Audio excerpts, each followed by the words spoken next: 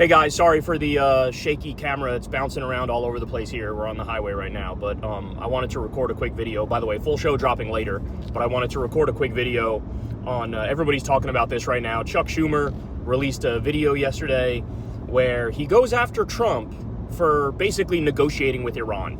And he tries to latch into the taco Trump thing, which really took off. For those of you who don't know, taco stands for Trump always chickens out. People were using that in the context of what he does on the tariffs. Like, he'll set a super high tariff number, and then when there's enough pushback and the dollar drops enough, he'll chicken out and he'll drop it back down. China was at like 145%. He dropped it all the way down to like 30%. And so people have been saying taco Trump, Trump always chickens out. That's what it stands for. And so Chuck Schumer drops his video where he's like, "Oh, good, Mr. President, no side deals with Iran. Taco Trump is already chickening out of being tough on Iran." And he also recorded like a 1 minute video with it, and there was like 36 different cuts in the video. Apparently he couldn't just like get it out in a minute. They needed to like try to make it faster, and he's sitting there with his man titties like hunched over, and as a lot of people pointed out, it's like, here is, in one tweet with one video, here is the problem with the leadership of the Democratic Party, right? Like, you think you're going to use like the taco Trump thing, but what you're doing is effectively trying to bait him into not making a deal with Iran and going to war with Iran. That's what you're saying, is you want Trump to go to war with Iran. Don't make a deal. Don't let them do any enrichment. So what everybody needs to understand about Chuck Schumer is he voted against the original Iran deal. This was Obama's crowning achievement. It was a super successful deal. The IAEA verified that Iran was following it over a dozen times. The whole idea is we'll lift our sanctions on you and give you back your own money that we stole. And in return for that, you allow the UN in to verify you're not creating nuclear weapons, right? But they were allowed to enrich uranium for their power grid and for scientific research. Obama's crowning achievement. Everybody agrees that was the right thing to do. Trump comes in and rips it up, right? Again, Schumer was not for the deal. He voted against the deal. And then now the argument is like, oh, you shouldn't, how dare you talk to them again? How dare you effectively try to get back into an Obama-like deal? Yeah, the idea of going to war with Iran polls at approximately like negative 15%. And somehow Chuck Schumer, who is a leader of the Democratic Party, wants to put Democrats on the profoundly wrong side of that issue. And the whole thing is preposterous anyway. This all came out after an Axios report said that the Trump administration had decided that they were not going to require zero uranium enrichment, which would be, total Iranian red line. Framing of that article was Trump is caving on Iran and saying they're allowed to enrich a little bit for their power grid and for scientific research, right, which they have a right under international law to do, by the way. But Barack Ravid is like fucking Israeli intelligence, right? And so the whole point of him releasing that article was to try to bait Trump into doing exactly what he did, which is to come out and say, that's not true, actually, no deal at all, they can't enrich at all. So the funny thing is, and Ryan Grimm made this point, the actual taco Trump argument is that he's chickening out now by caving to the Israeli regime. Right. By caving to the warmongers. Yes. So he's chickening out in the other direction. Right. It wouldn't be chickening out to say, let's make peace with Iran on reasonable terms. That's not chickening out. That's being strong. He's chickening out and caving to Netanyahu and Barack Ravid and the Israel lobby and all these fucking neocon warmongers by saying no deal whatsoever. Okay, well, if you're saying no deal, what's going to happen? Israel's going to attack Iran's nuclear facilities, and then Trump is going to jump in and send American soldiers to jump in on the side of Israel fighting Iran in a hot war. And what's Chuck Schumer doing? Trying to bait Trump into doing a hot war with Iran, which is fucking psychopathic. It drives me crazy because the hijacking of like the language that actually took off around Trump, the taco shit. Yeah. The hijacking of that for effectively a right-wing argument to get to the right of Trump, to try to be more warmongering than Trump, to say no deal with Iran. It's just so disgusting. I'm not a big fan of the taco discourse So I wasn't originally, and I said that on my show because effectively what you're saying is like, you should keep those tariffs as high as they were. You're daring him to keep the horrific taraffs in place. And that also might bait him into being worse on tariffs. So I understand that argument. Yeah. But in the context of this conversation, he's he's chickening out in the sense that he's caving to the Israel lobby and Correct. Netanyahu. Yes. So I'm fine with using the taco argument. Sure. It was Ryan Grimm who flipped that framing for me, and I said that makes sense. Yeah, absolutely. But the original taco discourse with regard to the tariffs. Yeah. First of all, what was that reporter thinking asking him about them?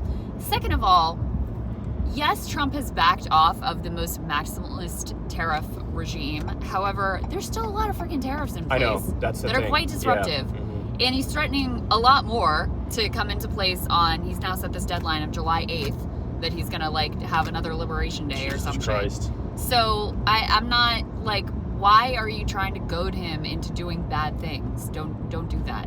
Yeah. I don't support that. Especially because it can work.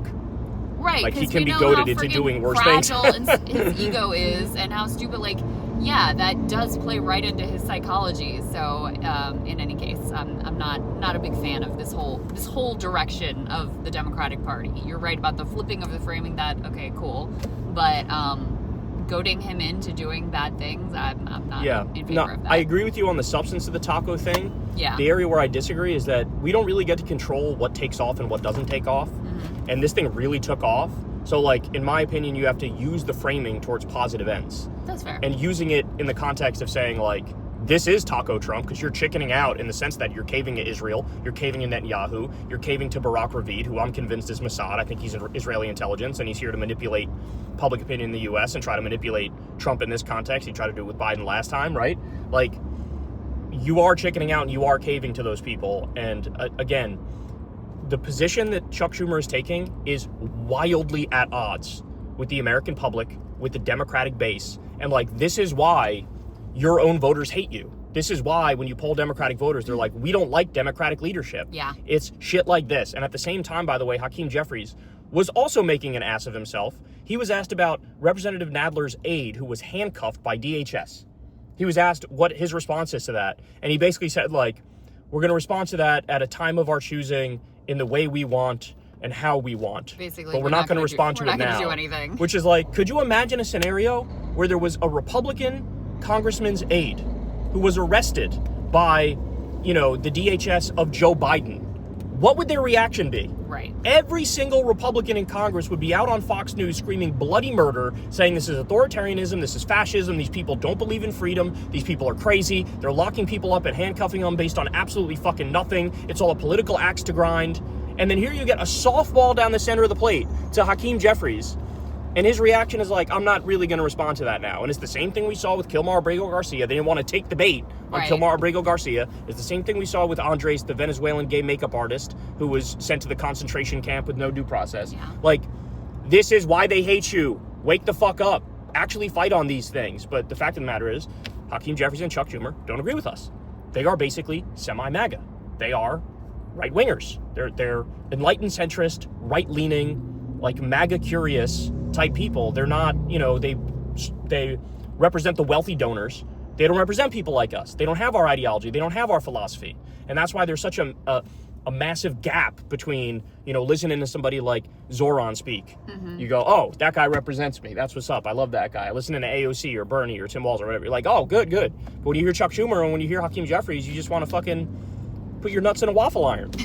You know what I'm saying? It's horrible. Yeah, I can imagine if I had nuts, I might want to put them in a waffle iron listening to them. Just one last thing on the taco thing, because I don't want to nitpick, but it sort of plays into a right-wing critique of Trump that oh, you're not even really doing the mass deportations. You chicken out. You're not even really doing the full insane tariff regime. I don't know.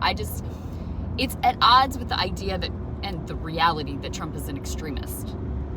Yeah. He's not chickening out on extreme policies. He's doing horrifying things and defying the courts and ushering in oligarchy. He's not chickening out on it. That's why I'm not a fan. Here's how I look at it. When Trump says he's going to do bad things, he means it. He's going to do those things. Yeah. But when Trump says he's going to do good things, he's lying. He's going to do bad things. That's how I look at it. A very, this term in office with Trump, that has been a very right. reliable Yes. way to view what is going on. If he tells you some horrific ass shit that he's going to do, when they're eating the cats, they're eating the dogs, we got to get rid of these people. He was talking about legal immigrants. Yeah. They're actually deporting legal immigrants now. Yeah. He stripped away their protected status, they're deporting them. So if he tells you I'm going to do this bad thing, you can take it to the bank. He's going to do it. He's not chickening out. He's going to do that. But if he says some good shit, oh, we're going to do this thing, which might sound good, there's no way he's doing that. He's going to do something way worse. Yeah. So that's my breakdown of it. But yeah, that Chuck Schumer thing, man. Oh, I can't get over it. It's just so horrible.